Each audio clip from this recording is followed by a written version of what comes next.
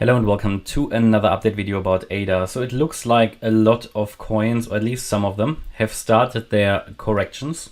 ADA, currently at least, came down in 5 waves, moved up in 3. So the way this can be looked at is either a first wave down and now a wave 2 to the upside. And in an ideal case, we are now reacting to this resistance area, which could be a short trade area, into the region down here around 35 cents. That would be the wave 3 target. We can take a look at that in just now. But I'm telling you just now, it's not a high probability setup. Yeah, here 34.9 cents. Why is it not a high probability setup? The reason is that the move down was not an impulse. It was a 5-wave move, yes, but it was a 5-wave move which you could, if you wanted to, interpret also as a corrective move, which means if you don't get an impulse, you get as an alternative a diagonal. A diagonal is never an ideal scenario. It's never it's never an ideal count, and it can never be the default that you're looking for. However, because this is not impulsive, what happened here, because you have the overlap between wave 1 and 4, I can only count it as a diagonal if I assume that the move down has started. Now, the wave 2 came into the perfect area. That's all fine. However, what really now needs to happen, it would need to move down imminently. If it makes one more high in here, if it breaks above the 40.4 cent level, then we have 5 waves up, which would again sort of neutralize this setup, and we might continue either with a sideways move or a move up, or at least it becomes nebulous.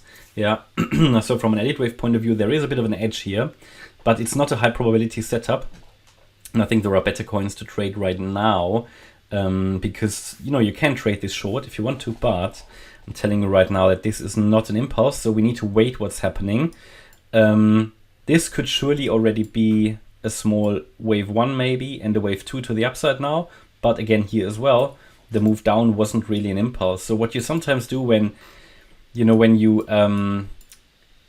get something like that, like a B wave or like a wave 2 to the upside, then you can of course short after the wave 1, 2 of, in this case, the third wave, but there is not really an impulse here either to the downside. What you would like to see is a 5-wave move down, 3 waves up. This looks like correction to the downside. It even looks a bit like a bull flag. So I would be careful with that, and at this stage not really regard this as a clear trade setup, more like a resistance, that if the price moves above resistance, it would mean that we are still in the game here for further upside. And this could then be the other wave count I indicated to you, like a 1-2, 1-2 setup, and maybe another 1-2 setup, but then it would really need to rally. And if it now starts to rally, then we have a really, really bullish setup. To believe that, however, I would like it to see a break above 42 cents, because then we break above key levels to the upside, key Fibonacci extensions. But yeah, the wave count down is still valid, as a possible 5-wave move down in a wave A. That's at the moment what I would be in favor of, because I think this move up needs to come to an end at some point, and we've seen the bearish divergences. We're currently making lower lows, lower highs. However, what we have not yet taken out, and that is in my opinion a key level, is the 37.15 cent level. We haven't taken that out, or 37.1, this previous significant swing low, which is part of that diagonal pattern to the upside. Because we haven't taken it out, we are sort of hanging in the middle of nowhere at the moment, in no man's land, I tend to say. And another reason why breaking this level would be so important is, as you can see it here, is basically the first Fibonacci support level on the Fib ladder, the 23.6 Fib level. So this is where we can find support if we come down, but ideally we're going to break it in this move down. So this move, if we break it, would most likely take us into this wave 2 support area between 27.5 and 32.6 cents. That's a move that would most likely occur like that if we break this support. But I've always said in the last few days that this is the key level we need to break. If we don't break that and make a lower low, then we're just hanging in there really. And both outcomes are possible. So you don't really have an edge here. And I think it's getting towards the end, it's getting exhausted. You start to see that now.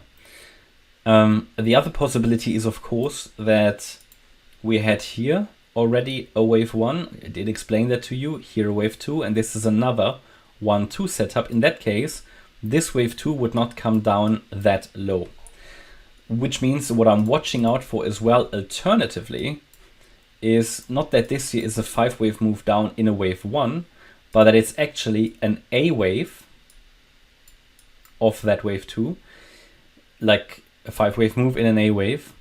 This here is the B wave. It's a bit like the Bitcoin count now. And we come down in a wave C, which would lead into a similar area, but probably not down that much, not that far down. We're then talking about here an area between 33 cents and 36.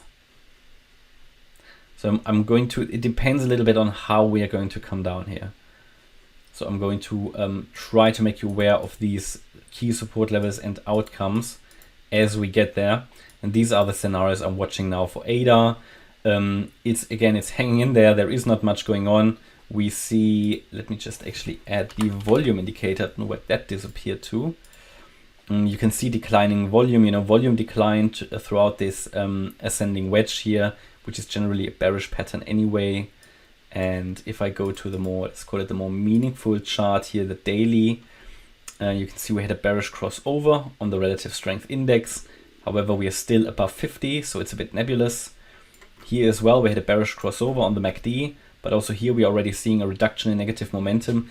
Now we need to see, it all depends on now how does the chart really react to that resistance area, and it already reacted to it, got rejected, but today we started the day quite nice, with some green candles. So let's see, ideally what we want to avoid in the downturning or the downtrending scenario is now we want to avoid to re-enter that area again, and we want to avoid that it breaks above the 40.6 cent level. Ideally, it doesn't even break above 40.4 cents. Okay, and that's my update about ADA. I hope you liked the update. If you did, please hit the like button, leave a comment and subscribe. And if you really like the content, then please check out the channel membership. Thanks a lot for watching. Bye-bye.